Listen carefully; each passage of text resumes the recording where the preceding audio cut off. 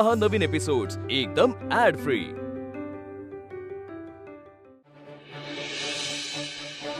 नेत्रा, आम्ही घरी पोहोचलोय, तूही लवकरात लवकर घरी पोहोच, तिथे थांबू नकोस। साहेब ऐका ना, त्या खोलीत कोणीतरी भलतेच राहत होते। मला वाटतं आपण हा विषय आता कायमचा बंद करून टाकूया। नाही साहेब, मी तेच सांगते तुम्हाला। नेत्रा, आता तरी हे सगळं थांबव। आज तुझ्यामुळे मी रुपालीवरती अविश्वास दाखवला माहितीये। हे बघ, तू ज्या कामासाठी आलेस तेवढंच काम कर, बाकीच्या गोष्टी राहू देत। साहेब प्लीज ऐका माझं, हे सगळं रुपालीबाई साहेबांचं कारस्थान आहे। विश्वास ठेवा माझ्यावर। मी स्वतःच्या डोळ्यांनी पाहिलं, काल रुपालीबाई साहेब इथेच आल्या होत्या। स्वतःच्या त्या अनिल त्यांच्या पहिल्या नवऱ्याला भेटायला आल्या होत्या त्या। मी खरं सांगते, काल त्या देवळात नव्हत्या गेल्या। नेत्रा, मी काय सांगितलंय, आता हा विषय आता कायमचा बंद। बरं साहेब, तुम्ही असं करा, तुम्ही रुपालीबाई साहेबांना फक्त हे सिद्ध करायला सांगा की काल त्या देवळात गेल्या होत्या। त्यांनी जर हे सिद्ध केलं ना, मी यापुढे कधीच हा विषय काढणार नाही। नेत्रा, तू तिथून निघ आधी।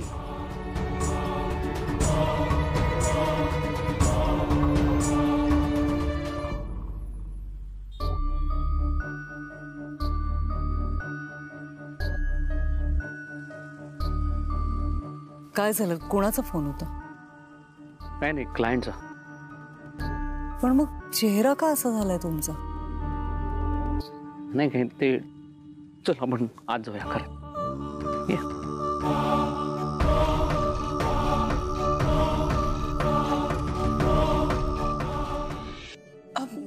भाऊजी आले।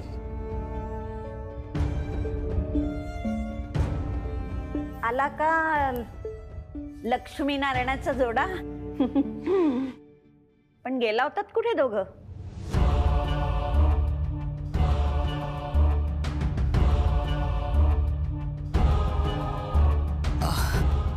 आई, शेखर मला सरप्राईज देण्यासाठी घेऊन गेले होते।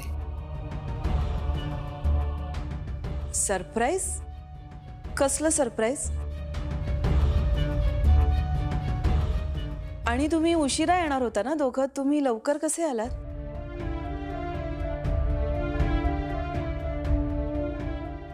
भाऊजी, काय सरप्राईज दिलं तुम्ही तुमच्या बायकोला?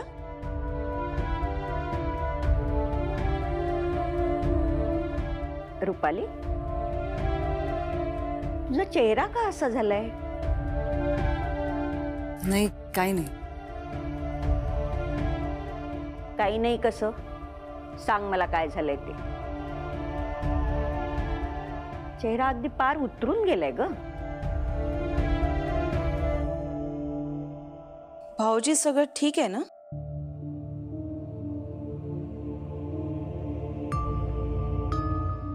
शेखर, रुपाली, अरे तुम्ही सांगणार आहात का कोणी की कुठे गेला होतात ते? नाही म्हणजे मी तुम्हाला सांगितलं तर यांना नाही आवडणार, पण आता तुमचा आग्रहच आहे तर मी। नेत्रा आली।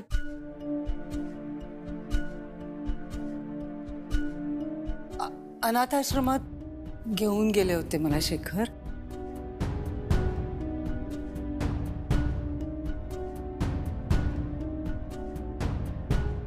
म्हणजे शेखरनी माझ्या हस्ते आश्रमाला डोनेशन दिलं।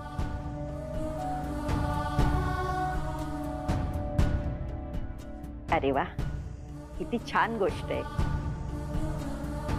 नेत्रा, तुला यायला उशीर का झाला ग? म्हणजे तू आधीला ऑफिसला सोडायला गेली होतीस ना? इतका वेळ कसा लागला?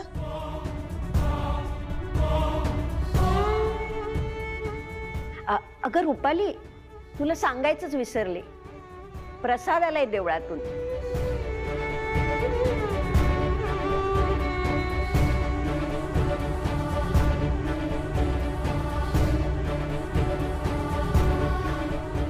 केतकी, आण जरा प्रसादात। हो, आला ना। खरं तर मीच सांगायला विसरले। शेखर, रुपालीकडून एक गोष्ट आपल्याला शिकायला हवी बघ। केतकी, तू पण बघ हं. रुपालीनं स्वतःचा जीव संपवण्याचा प्रयत्न केला. तिच्या मनात नाही नाही ते विचार येऊन गेले, पण त्यातून ती सावरली. स्वतःलाही सावरलं. काल देवळात जाऊन पूजा करून आली आणि पुन्हा नव्याने सुरुवात केली.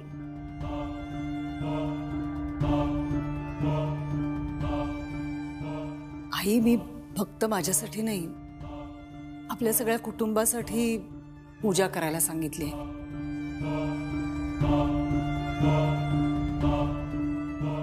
म्हणजे आता पुढचे 5 दिवस मंदिरात पूजा होईल आणि प्रसाद पाठवतील ते.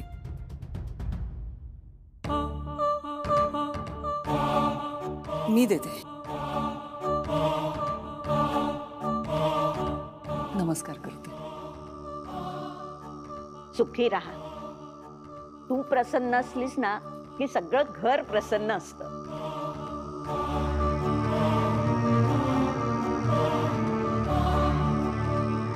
प्रसाद.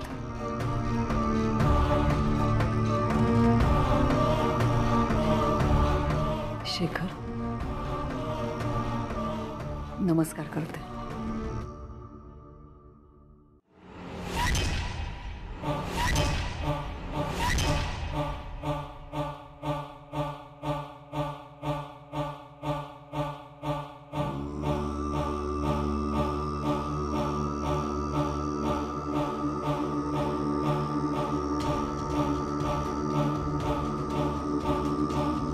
तुझ्यासाठी पण प्रार्थना केली आहे देवापाशी.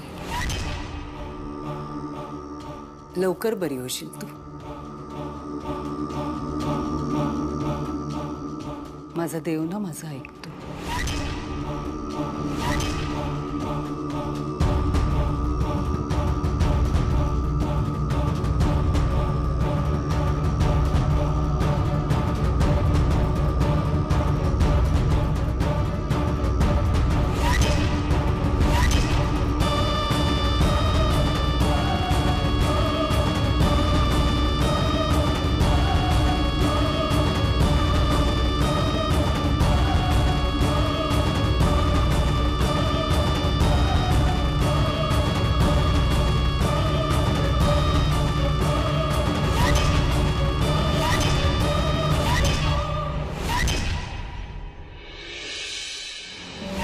हे बायको, तू कशाला चिडलेस आता?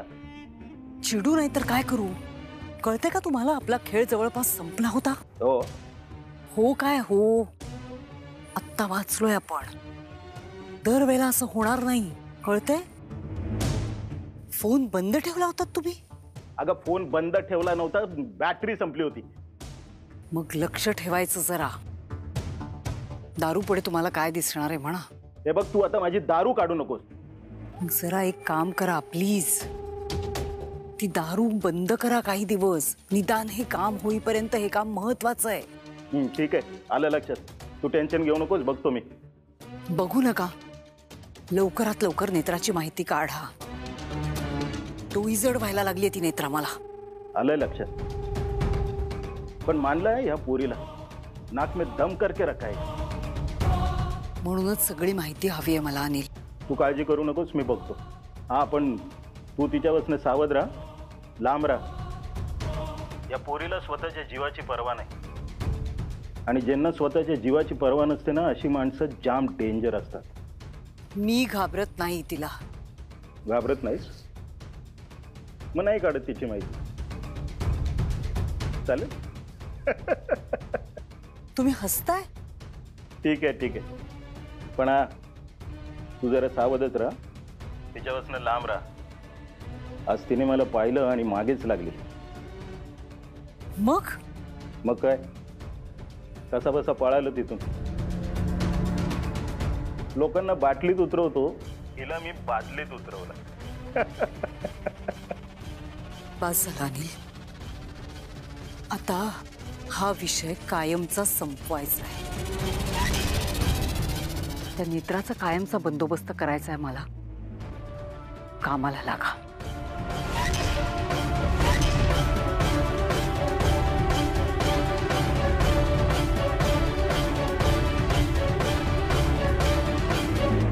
अद्वैत, आम्ही घरी आलोय. लवकर म्हणजे काम झालं, आलो लवकर घरी. हे बघ, मी नाही चिडत आहे. सॉरी. मी 20 मिनिटात ऑफिसला पोचतो, मग जाऊ आपण सिंहगड साईटवर. नाही ठेवतो. बाय.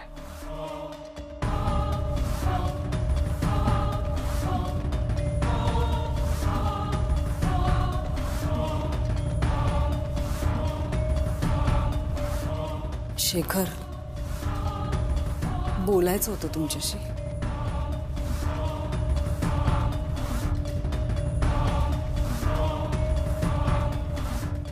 म्हणजे तुम्ही असे टेन्शन मध्ये असाल, डिस्टर्ब असाल ना, तर करमत नाही मला, त्रास होतो मला त्याचा. तुम्ही इतके टेन्शन मध्ये का आहात? तुम्ही मला काय सरप्राईज देणार होता? गेले 2-3 दिवस सगळं काय चाललंय मला खरंच कळत नाहीये शेखर. तुम्ही माझ्या पहिल्या नवऱ्याविषयी, अनिल विषयी पण बरेच प्रश्न विचारलेत मला. आणि प्रश्न असं नाही, पण अविश्वास दाखवलात तुम्ही माझ्यावर. पण शेखर, एक गोष्ट लक्षात ठेवा, तुमचा माझ्यावर विश्वास नसला ना तरी माझा तुमच्यावर पूर्ण विश्वास आहे. आणि यापुढेही तो राहील, अगदी माझ्या शेवटच्या श्वासापर्यंत.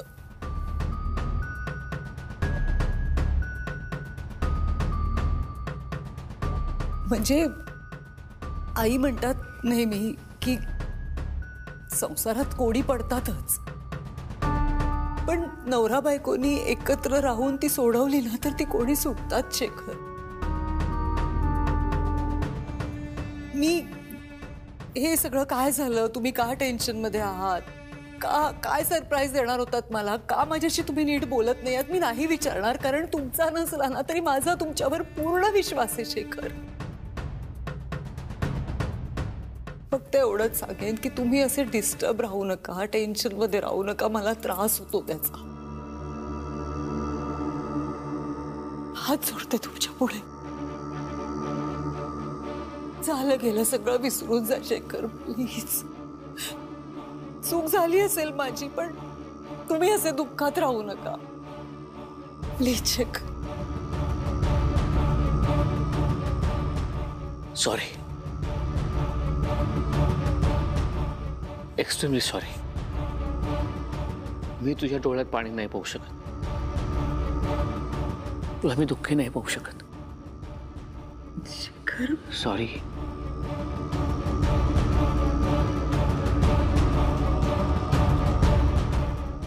मला साईटवर जायला हवं.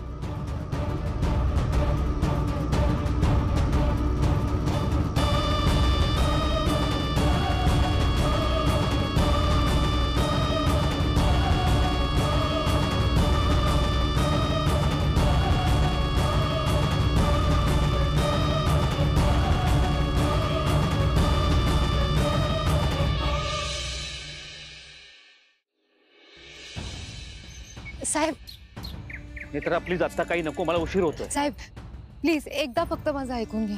नेत्रात अजून काय तुझं ऐकून घ्यायचं बाकी राहिलंय? तुझं ऐकलं आणि काय घडलं माहिती आहे ना? साहेब, पण आज जे काही घडलं ते. नेत्रा, मी तुला फोनवरती ऑलरेडी सगळं सांगितलंय. साहेब, पण मी काय सांगते ते एकदा समजून घेण्याचा प्रयत्न तरी करा. आज जे काही घडलंय ते दिसतं तसं नाहीये. हे सगळं खूप मोठं षडयंत्र आहे. कसलं षडयंत्र नेत्रा? आता तरी जागी हो. साहेब, पण एकदा. पण काय नेत्रा, तुला माझा भूतकाळ कसा कळला मला माहिती नाही, पण एक गोष्ट कायमची लक्षात ठेव, तू ज्या कामाकरता आलीस ना तेवढंच काम कर प्लीज. अद्वैत सोबत त्याचं रक्षकवच म्हणून राहायचंस प्लीज, एवढंच करतो. आज तुझ्या सांगण्यावरनं मी रुपालीवरती अविश्वास दाखवला. आता कुठल्या तोंडानं मी तिच्याशी बोलायला जाऊ? तुला कळतंय का, ही गोष्ट घरातल्यांना कळली तर काय होईल? अद्वैत चिडेल, सगळ्यांना वाईट वाटेल. साहेब प्लीज माझ्यावर विश्वास ठेवा. अगं तुझ्यावरती विश्वास ठेवला, तुझ्या सांगण्यावरून हे सगळं केलं, पण काय झालं? साहेब मला सगळं कळतंय, पण मी हे सगळं ह्या घरासाठीच करते ना. मला माहिती आहे हे घर माझं नाहीये, पण मला इथली माणसं आपलीशी वाटतात. माझ्या माणसांना कुठलाही त्रास होऊ नये, त्यांचं सगळं चांगलं व्हावं एवढीच माझी इच्छा आहे. बघ, मला सगळं मान्य आहे, सगळं मान्य आहे, पण म्हणून मनात येईल ते बोलायचं हे चुकीचं आहे.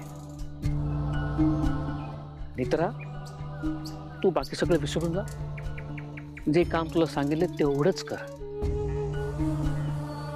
निघतो मी आता, उशीर झालाय.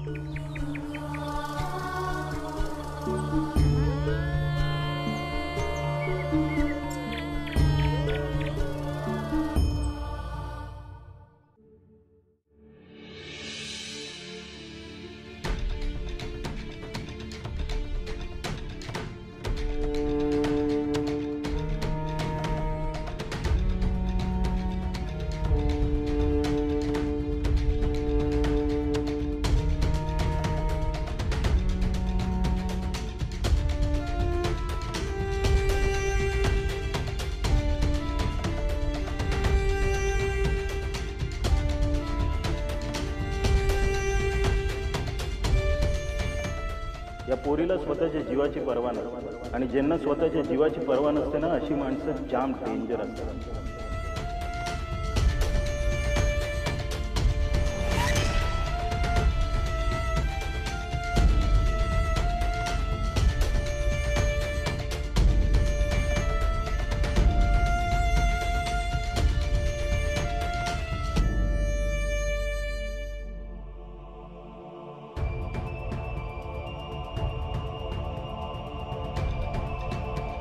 काय कानमंत्र दिला या मेलेल्या बाईने?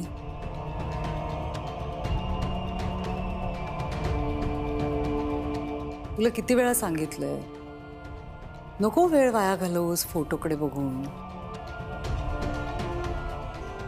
ती तुला नाही मदत करणार. आज प्रकाश पडला असेल ना तुझ्या डोक्यात की तू माझं काहीही वाकडं करू शकत नाहीस. पण बाईसाहेब, मी इथे कोणाचं काही वाकडं करायला आलेच नाहीये, किंवा कोणाशी लढायला सुद्धा आले नाहीये. मग कशासाठी हा संघर्ष? कशासाठी जीव काढतेस तू इतका? तुम्हाला नाही कळणार बाईसाहेब, कारण आपल्या दोघींचाही संघर्ष खूप वेगळा आहे. तुम्ही कोणाला तरी मारण्यासाठी संघर्ष करताय आणि मी वाचवण्यासाठी.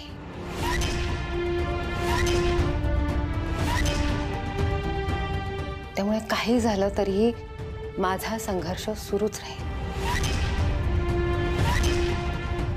वेळ वाया घालवतेस स्वतःचा. तुला कळत नाहीये का अजून? माझ्यासमोर निभाव नाही लागणार आहे तुझा. कशाला हा संघर्ष वगैरे? शांतपणे घरी जा स्वतःच्या. नाही बाईसाहेब, सत्यासाठी लढणाऱ्यांचा संघर्ष कधीही संपत नसतो. आणि लागू दे, थोडा वेळ लागणार असेल तर लागू दे, कारण मला माहिती आहे की शेवटी विजय सत्याचाच होणार आहे. एक गोष्ट पक्की लक्षात ठेवायची, विजय सत्याचा नाही, विजय माझा होणार आहे. असं तुम्हाला वाटतंय बाईसाहेब, पण तुम्ही ज्या मार्गावर जाताय त्या मार्गावर तुम्हाला हवंय ते कधीच घडणार नाहीये. मी ते घडू देणार नाहीये. ममता, अगदी दुसरी ममताच ग तू. तीही अशीच होती. असाच विचार करायची, असंच वागायची. तिचं जे झालं ते तुझं होऊ द्यायचं नसेल तर निघून जा इथून शांतपणे.